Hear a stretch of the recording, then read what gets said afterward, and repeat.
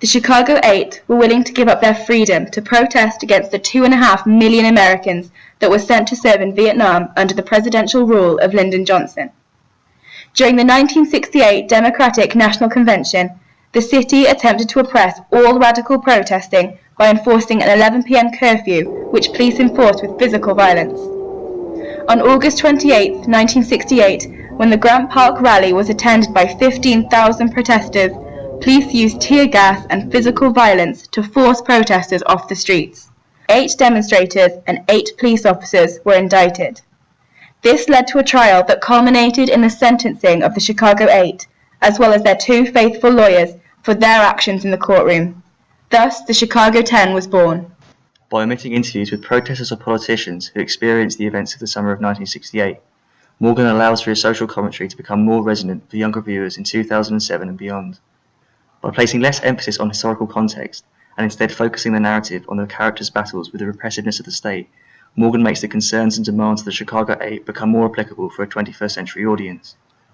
The inclusion of music from the Beastie Boys and Eminem, as opposed to music from the 60s, as well as the presence of renowned Hollywood actors, only furthers this contemporary reach. The use of animation harks back to illustrations used in periodicals such as Harper's Weekly, which often, according to Joshua Brown, suggested that illustrations reflected the opinions of the elite. Yet as society began to shift and unrest grew, the illustrations began to reflect the views of the whole of society, rather than demonising the working class, as they did with Les Petrolus during the Paris Commune and the anarchists during the Haymarket Affair. Brett Morgan's true passion when creating Chicago 10 lay in educating the new generation, for they are the ones who will hopefully benefit the most from this story. In 1975, when Saigon conceded to the communist forces, Martha Gellhorn claimed that consensual amnesia was the American reaction, an almost instant reaction to the Vietnam War. By creating Chicago 10, Morgan ensures that Abbie Hoffman and his fellow Yippies will never fall victim to the plague of selective amnesia. However, A.O. Scott views this film as an affirmation of received thinking rather than a challenge to it.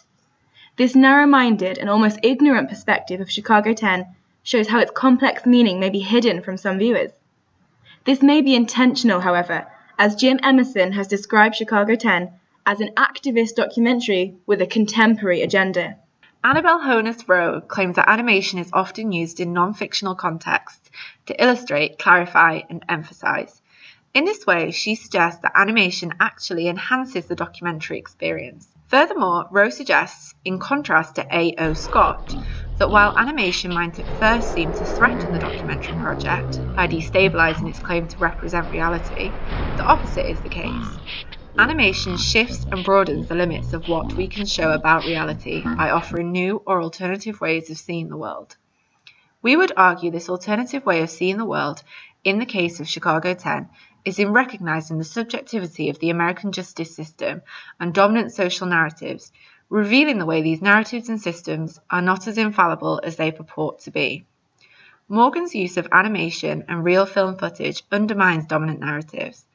During the animation, an undercover police officer testifies that Abbie Hoffman encouraged protesters to behave violently towards the police, and yet the real film footage reveals that he actually discouraged such behaviour. The film legitimizes alternative ways of seeing the world by revealing problems with dominant social narratives and their demonization of the Chicago 10. In this way, the film occupies a difficult position where it, in accordance with Rowe's, attempts to represent reality whilst also revealing reality's more problematic dominant narratives, something Rowe fails to explore in regards to Chicago 10. Like the Haymarket anarchists, the protesters used the courtroom as a platform from which to proliferate their ideology and deployed the red flag to symbolise their unity and rejection of the capitalist system. Yet while the links to Haymarket are significant, Brett Morgan is more concerned with attempting to locate the counterculture of the 1960s within a 21st century framework. This footage shows protesters at the 2008 Republican National Convention at St. Paul's, Minnesota, organising for an end to the war in the Middle East and wider socio-economic inequalities.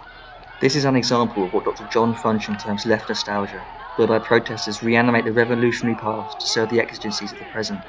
Certainly, Morgan's production is relevant in modern society. Upon the film's release, 70% of Americans didn't support the war in Iraq, at a time when President George Bush sent 20,000 more soldiers to the Middle East. Morgan thus denotes that the concerns of countercultural protesters in the 1960s are just as relevant to viewers in the modern era.